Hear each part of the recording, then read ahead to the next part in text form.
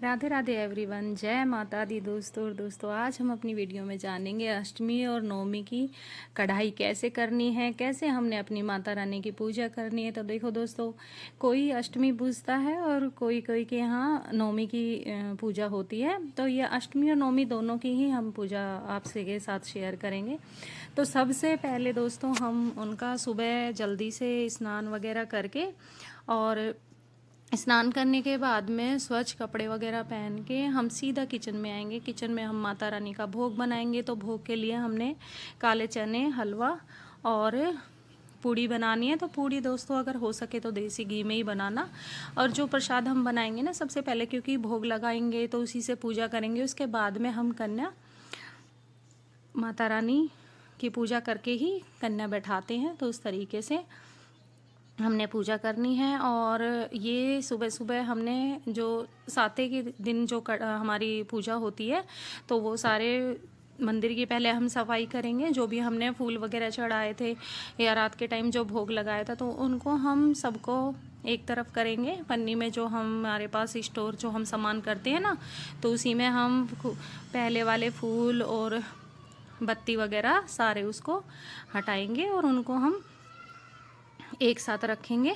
और उसके बाद में दोस्तों जब हम विसर्जन करने जाएंगे ना, तो उसको हम फिर विसर्जन कर देंगे। तो अब उसके बाद में दोस्तों देखो, हमने साफ़ सफाई करने के बाद में, भोग बनाने के बाद में हमने पूजा करनी है। तो पूजा करने के बाद में हमने सबसे पहले फूल चढ़ा देना है, फूल समर्पित कर देंगे हम। फिर हम सबको तिलक लगाएंगे। तो इस तरीके से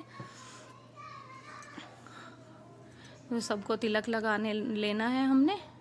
और इसके बाद में हम दिया प्रज्वलित करेंगे। तो दोस्तों देखो, सबके यहाँ अलग अलग तरीके से अपना नवमी पूजी जाती है, अष्टमी पूजी जाती है, लेकिन दोनों की सेम पूजा होती है। तो उसी तरीके से हमने सबसे पहले अभी दिया प्रज्वलित कर लेंगे। दिया प्रज्वलित करने के बाद में हमने जो हम सबसे पहले जो फल है वो समर्पित करेंगे, क्योंकि फल में हमने केला लेनी है और आप और भी फल ले सकते हो। और लौंग के जोड़े भी हमने चढ़ाने हैं, पतासे हमने चढ़ाना है। तो ये 11 पे हमने ये ले लेना है। और 11 को 2 बारी या 5 बारी हम आहुति डालेंगे घी की दोस्तों, इस तरीके से। और अब हमने 2 लौंग के जोड़े ले लेने हैं। लौंग के जोड़े हल्के से घी में डिप करके और तब हमने समर्पित कर देने हैं। तो इस तरीके से ये घी में डिप करके हमें, और 1 लौंग का जोड़ा जो होता है ना, ये हमें ज़रूर समर्पित करना है।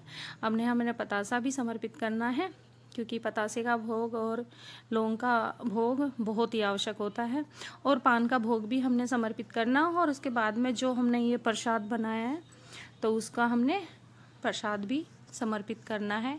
तो दोस्तों, ये भोग समर्पित करने के बाद में फिर जब हम कन्या बैठाएंगे, तो इस भोग को हम कन्याओं को दे देंगे, प्रसाद स्वरूप सबको देंगे। और ये केला भी हम अपना जो भी फ्रूट वगैरह जो भी हमने चढ़ाए हैं, तो उस तरीके से हमने ये कन्याओं के पास अपने प्रसाद जो हमने सारा बनाया ना, उसी में हम इसको मिला लेंगे।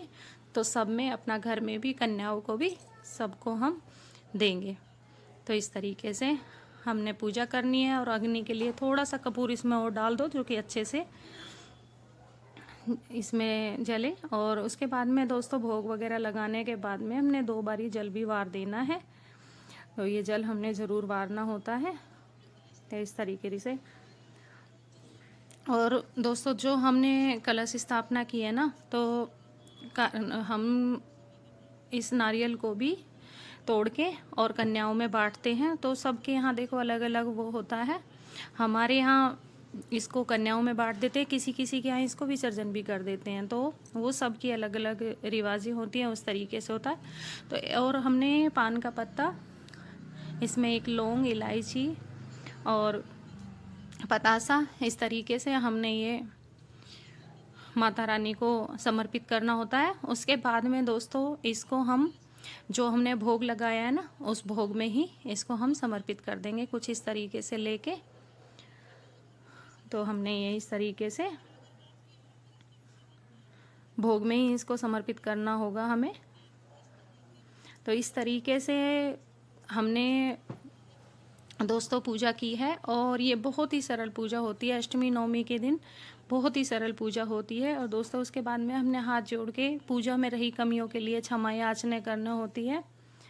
और दोस्तों 9 दिन तक माता रानी हमारे यहाँ विराजमान रही है, तो उसके लिए हमने पूजा पाठ बहुत ही अच्छे से करनी होती है।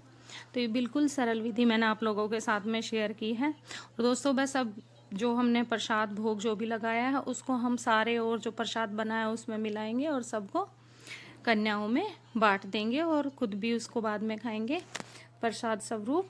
तो दोस्तों ये बिल्कुल सरल विधि है नवमी और अष्टमी की। तो आपको कैसी लगी ज़रूर कमेंट करना दोस्तों। और आपको थोड़ी सी भी अगर पसंद आए तो प्लीज़ कमेंट करना, शेयर करना और चैनल को सब्सक्राइब करना। तो बाद में दोस्तों जो भी ये सामान है हम विसर्जन करेंगे और अगले दिन ही ये चौकी हटाई जाती है। नवमी के दिन प्रॉपर इनकी पूजा जैसे हम सुबह कर रहे हैं उसी तरीके से हमने शाम को भी पूजा करनी है और फिर अगले दिन इसको हटाते हैं। तो कैसी लगी आपको मेरी जानकारी ज़रूर कमेंट्स करना। जय माता दी दोस्तों।